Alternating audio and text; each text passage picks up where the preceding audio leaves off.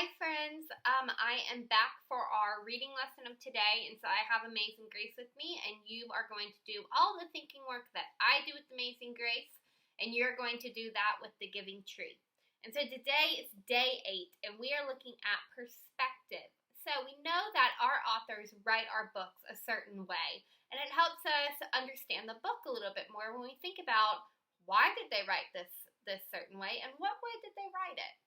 And so today we're going to be looking at the point of view, and in 3rd grade we really focus on the first person point of view and the third person point of view. And I'm going to put a chart in the comment of this video, that way you guys can see what that kind of looks like and kind of give you a visual that we can work with. And so today we're going to be looking at first person and third person and figuring out what perspective Amazing Grace is written in. And then I have to think about, okay, why did my author choose to write it this way? And so if I'm thinking about my point of view, I have my first person, and those are words like me, I, my, myself, and we. So sentences, they'll start with these words, they'll have these words in it.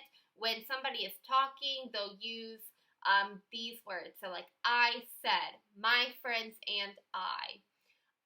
And then in third person, we have words like he, she, it, they, and them. So he said, she said, they went out and went to the store, things like that. So these are the 2 point of views that we are going to focus on for today. We're not going to worry about second person. We're only going to focus on first and third. So knowing that, I'm going to have to do some investigative work. So go ahead and put your detective glasses on. We know how to use those.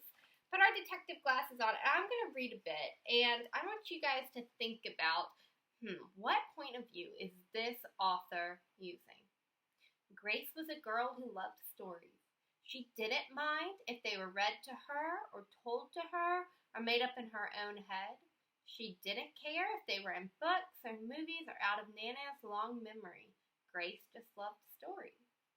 After she had heard them, and sometimes while they were still going on, Grace would act them out, and she always gave herself the most important part. Did you guys hear some of our keywords? Did you hear words like me, I, my, myself, or we? Or did you hear words like he, she, it, they, and them? I'm going to read one more little part, and I want you guys to see which point of view this text is told in. She hid inside the wooden horse at the gates of Troy. She went exploring for lost kingdoms. She sailed the 7 seas with a peg leg and a parrot. So if I'm doing my detective work, I'm noticing that a bunch of my sentences start with she. She hid inside. She went exploring. She sailed the 7 seas. And so, my point of view in this story is third person, because Grace isn't telling it. She's not saying, well, I went outside, I explored the 7 seas, I acted out the stories. No, it's saying she did that. She acted out the story. She went inside. She sailed the 7 seas. So, my point of view is in third person. Now that I know that, I have to think about, why did my author write Amazing Grace in third person? Why didn't she just have Grace tell the story? When we start to think about, okay, if it's in third person, that means that my story is being told by a narrator, somebody who's not in the story.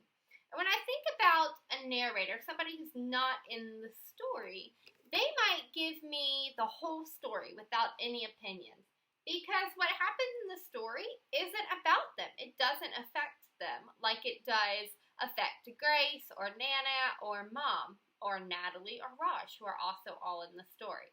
So my narrator is somebody who's outside the story. And normally our narrator will tell a story with no opinions. They'll just tell the facts. They'll tell things how they are. And they can give us information about everything.